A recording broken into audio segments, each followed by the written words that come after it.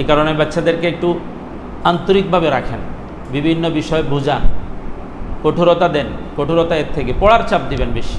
বর্তমান বাচ্চাদেরকে শারীরিক চাপ না দিয়ে পড়ার চাপ দেন, পড়ার উপরে চাপ দেন। বিনা লোকমা শুনেইতেই হবে তোমাকে, না তুমি বিনা লোকমা আমাকে শুনেইতেই হবে। আন্তরিকভাবে বলবেন, মহব্বতের সাথে বলবেন, না তুমি আমাকে বিনা লোকমা শুনাইতে হবে না, তোমার ফিটাইয়া মাইরে ফেলাম, একদম চেঁচা ফেলাম, শেষ করে ফেলাম, অবস্থা খুব খারাপ হয়ে যাবে। দেখা গেছে আসরের পরে ছাত্রটা নাই, তখন কাকে আপনি কি করবেন? এই বাচ্চাটাকে কোথায় পাবেন যে বিনা লোকমা আপনাকে শোনানোর জন্যই তো গেছে কি বাড়িতে? এ কারণে এইভাবে না, না তুমি আমাকে আজকে বিনা লোকমা শুনাইতে হবে, আমি চাই তোমার বিনা লোকমা শুনাইতে হবে। কষ্ট করে আসছে মনে করেন, বাচ্চাদের এই কষ্টগুলো হুজুরকেও বলছি কিছুক্ষণ আগে, যে বাচ্চাদের এই কষ্টগুলো বাচ্চারা অনেক বেশি পায়।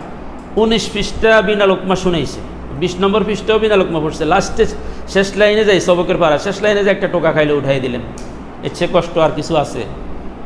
বেদ 3টা উড়াইলেও এই কষ্টটা পাইব না, যে কষ্টটা এখন পাইছে। এ কারণে উঠাই দেন, না বিনা লোকমা শুনাইতে হবে, তোমাকে বিনা লোকমা আনতেই হবে। তাকমিলের ছাত্ররা বছরের শুরুতে আসে, আমরা অনেক পেরেশান হয়ে যাই। যেমন হামিদনগরে এবার 60 জন ভর্তি হয়েছে, অনেক পেরেশান। বেশিরভাগ ছাত্রই কাছে পাড়া, বেশিরভাগ ছাত্রই কাছে পাড়া।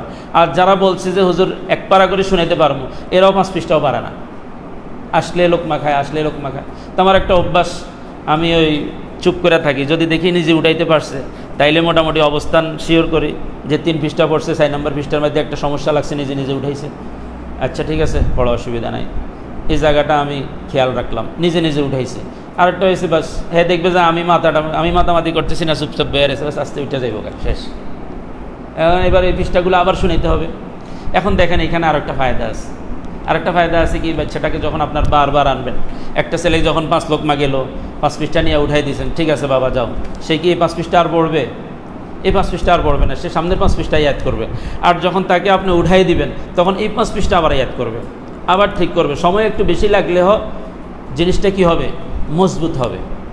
যেমন খতমি ছাত্র ভালো ইয়াদ আছে, তারপরও আমি 5 পৃষ্ঠা করে শোনাইতে বলছি না, আর এখন 5 পৃষ্ঠা, সকালে 5 পৃষ্ঠা, দুপুরে 5 পৃষ্ঠা, বিকালে 5 পৃষ্ঠা, পরের দিন সকালে 5 পৃষ্ঠা, এরপর আবার পুরা পারা একসাথে মজবুত করে শোনাবে।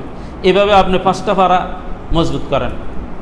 এই 5টা পারা মজবুত করার পরেও ছাত্র এদিকে দেখবে যে না আলহামদুলিল্লাহ আমার 5টা পারা আছে, সমস্যা নাই, মন খারাপ হওয়ার, মন ভাঙার কোনো সমস্যা নাই, কোনো কিছুই নেই, যে 5টা পারা আমার আছে, পুঁজি আছে।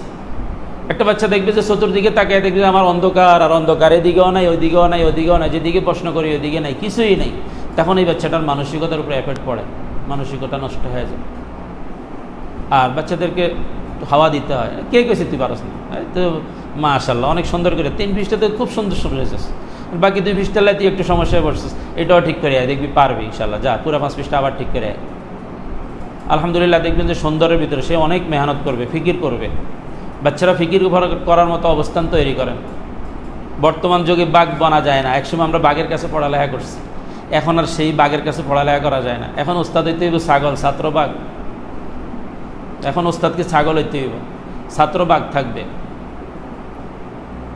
এই বিষয়গুলা দিন দিন আপনারা যত ফিকির করবেন, আমি একটা জিনিস সবসময় একটা জিনিস ফলো করি, সেটা হলো আমি বর্তমান যে কৌশলগুলো অবলম্বন করি, আমি যদি পাহাড়তলের সেই তর্জ, আমার ওস্তাদের সেই তর্জ যদি আমি আনি, আমার একটা ছাত্র একদিনও টিকবে না।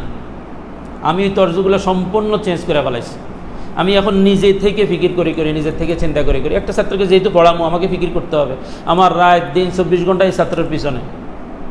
আপনি যত কিছুই মনে করেন, আপনার এই ফ্যামিলি আছে, ছেলে আছে, সন্তান আছে, মেয়ে আছে, আপনার স্ত্রী আছে, মা আছে, বাবা আছে, সব কিছুর থেকেও আপনার চাকরির গোড়াটাকে প্রাধান্য দিতে হবে, যেহেতু মূল উৎস এটা। এখান থেকে চলতেছেন আপনি, এখান থেকে চলতেছেন। আপনি খেদমত করেন 100%, বেতন না দিলে থাকবেন? খেদমত তো ঠিক আছে, আমিও 1000% খেদমত করি, কিন্তু আমাকে 1 মাস বেতন না দেখে আমি থাকবো না। তা আমি আমারটা বলতেছি, আপনি থাকবেন? থাকবেন না। খেদমত ঠিক আছে 100%, কারণ ভাই খেদমতের বেতন এটা না, এটা খেদমতের বেতন না। 10,000, 5,000, 15,000, 20,000 এটা খেদমতের বেতন না, এটা চাকরির বেতনও না। এটা কি? এটা আমরা জাস্ট একটা হাদিয়া পাইতেছি, সম্মানীয় না। কি সম্মান করছে আপনাকে? আপনি 24 ঘন্টা মেহনত করতেছেন, আপনাকে সম্মান করছে 5,000 টাকা দিয়ে, এটা সম্মান হইল? হ্যাঁ, একটা মাস্টার 1 ঘন্টা সে প্রাইভেট পড়াইয়া 10,000 টাকা কামাইয়া লইয়া যায়, আর আমি 24 ঘন্টা মেহনত করতেছি এভাবে, একদিন না, দিনকে দিন যায় 30 দিন, তারপরে যাই আমি 10,000 টাকা পাইতেছি। তাইলে কি সম্মান আমাকে করছে? এটা সম্মানীয় না। এটা হলো জাস্ট দুনিয়াতে হয়তো চলার জন্য একটা বিষয়। আপনি খেদমত করতেছেন 1000%,